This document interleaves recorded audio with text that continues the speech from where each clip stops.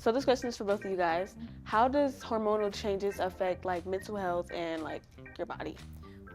When it comes to your body, obviously it can affect your skin in lots of different ways. It can cause breakouts. It can cause your body chemistry changes over time, so you can start having an allergic reaction to something you didn't have before. So it does have a big impact, but it's also thinking about the more stress you're under, the more you can really throw all of your body systems out of whack, and then you're going to start seeing issues with your skin, with your hair, with your digestion, and then also with your mood and how you're feeling in general. So it can have a huge impact in lots of different ways, but you really do see it show up in the skin a lot because your body's going all kinds of crazy ways as a teenager.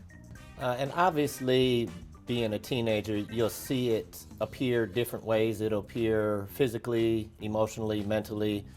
Obviously, with the physical aspect of it, you will see people grow. Obviously, girls tend to mature a little quicker than boys. Emotionally, you will see a lot of emotional dysregulation, and as a result of that, some people struggle with being able to cope with that or to express it appropriately. So if you have somebody that can't necessarily express it appropriately, you may see acting out behavior. Whereas somebody that does have the ability to regulate it a little bit more may reach out and ask for assistance or even be involved in therapy itself. And my next question is, what is teens' biggest struggles today? Yeah, absolutely. There's a lot of different ones, but I think the biggest issue I see today with teens deals a lot with bullying, anxiety, and it relates a lot to social media. I think we get to a space where we have teenagers that are reaching and grasping for something that is perceived that is there when in reality it's not really there.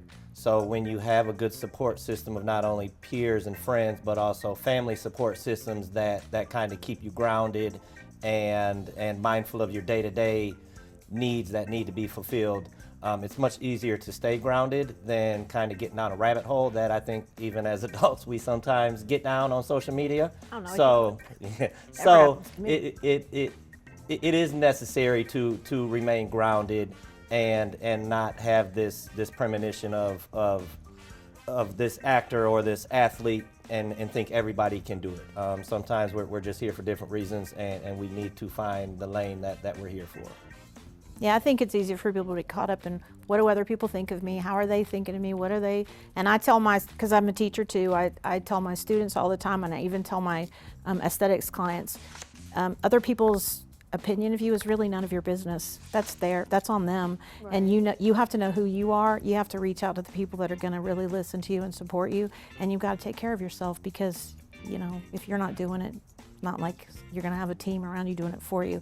But it really is seeking out that support and also letting go of what everybody else thinks. Because with social media, I watch it every day where people are like, oh, I'm not this enough, or I'm not that, or I'm too much of this, or, they want to look like some supermodel, and it's like those supermodels don't even look like that.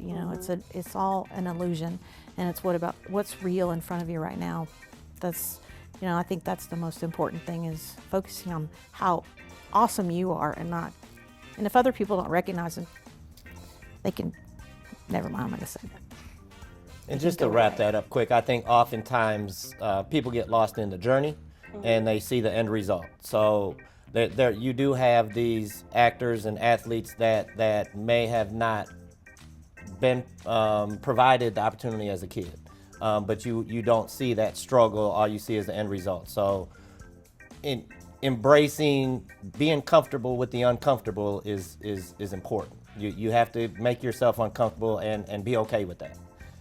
That's a huge step to overcome and to get by, not only day to day but life-wise. So if there's somebody who is having a hard time struggling like with their mental health and they can't necessarily reach out to a therapist, what's your best advice? The best advice for somebody struggling with mental health, obviously, to lean on your support system first and foremost. If you have really close friends, family members, obviously those would be somebody that you would want to engage with. If they're not comfortable with that or do not have that ability, the National Suicide Line, the 988 number, does provide not only verbal communication, but you can also text as well. So I know today's teens often like to text, and they don't necessarily want to verbally communicate, so they have that option, and that's available 24 hours a day, 365 days a year. Yeah, I see that a lot. I teach high school as well. I teach dance and drama, and I'm an esthetician. And reaching out to a teacher that you feel like you can trust, which is sometimes really hard, but a lot of times as a teacher, I notice it before a kid will even come, talk to me. But finding a trusted adult, or even an older teen who's gone through some of the same things, I think it's just so important to talk about it. Whatever it is, to talk about it, express it, journal it. Thank you guys for joining. Make sure you guys like and subscribe, and we'll see you later.